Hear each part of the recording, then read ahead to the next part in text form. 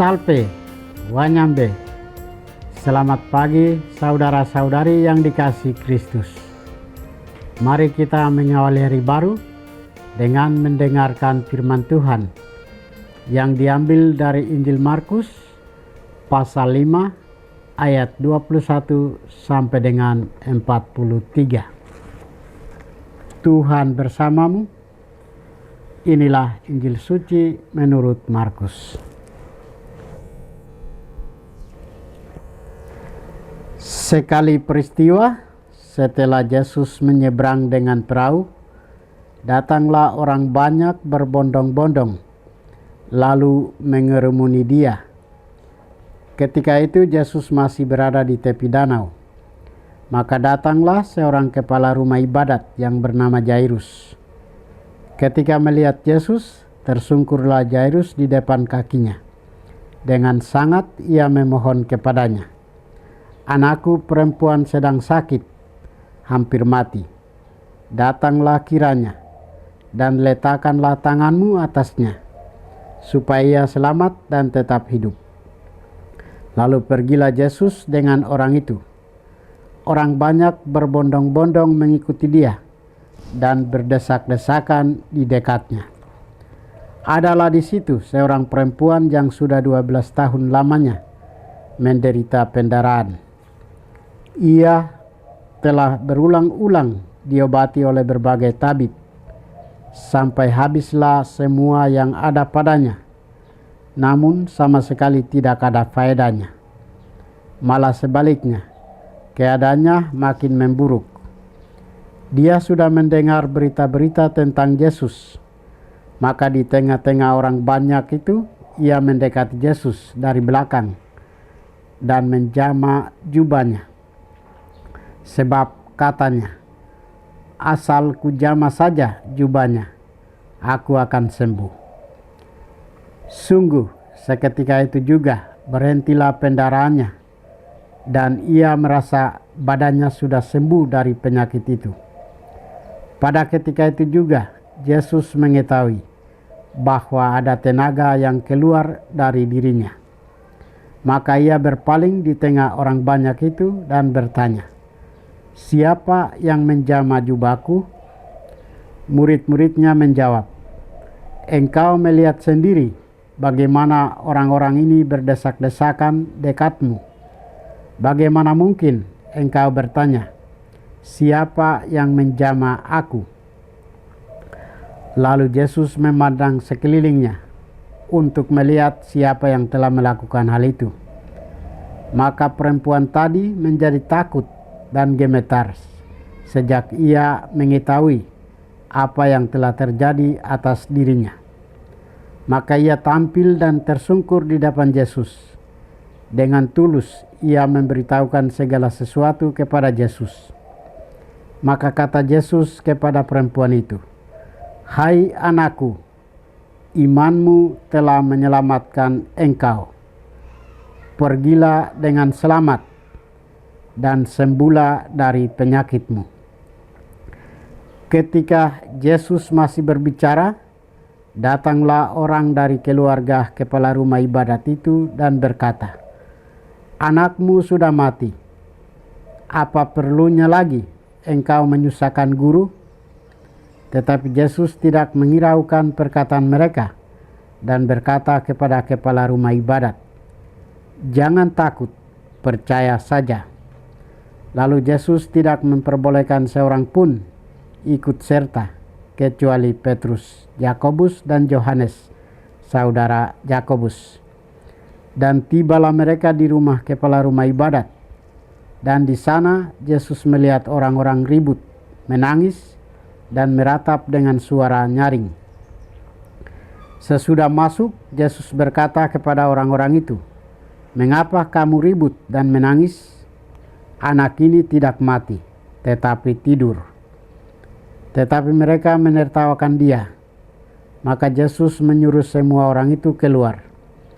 Lalu ia membawa ayah dan ibu anak itu, dan mereka yang bersama-sama dengan Yesus masuk ke dalam kamar anak itu.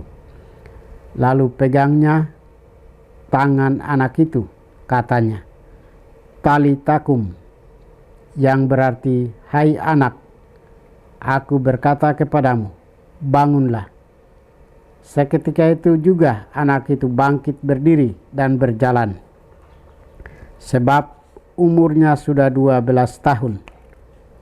Semua orang yang hadir sangat takjub. Dengan sangat Yesus berpesan kepada mereka supaya jangan seorang pun mengetahui hal itu. Lalu menyuruh mereka memberi anak itu makan. Demikianlah sabda Tuhan. Saudara-saudari yang dikasihi Kristus, tema kita hari ini adalah iman yang melampaui batas. Bacaan Injil hari ini mengisahkan dua sosok dengan iman yang teguh dan melampaui batas, yaitu Yairus dan seorang perempuan yang menderita pendarahan selama 12 tahun.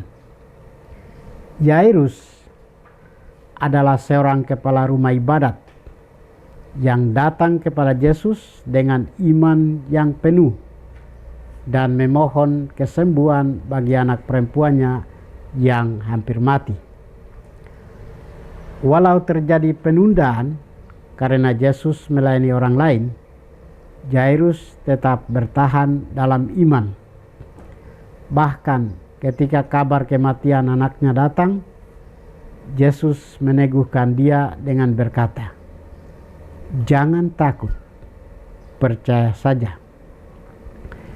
Iman Yairus berbuah ketika Yesus membangkitkan anaknya dengan sabda talitakum, yang berarti hai anak muda, aku berkata kepadamu, bangkitlah.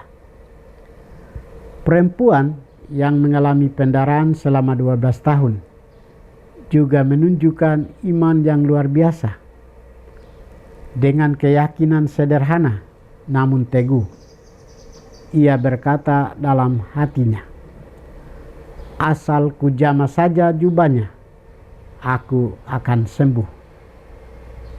Iman itu menyelamatkannya, dan Yesus menegaskan, imanmu telah menyelamatkan engkau.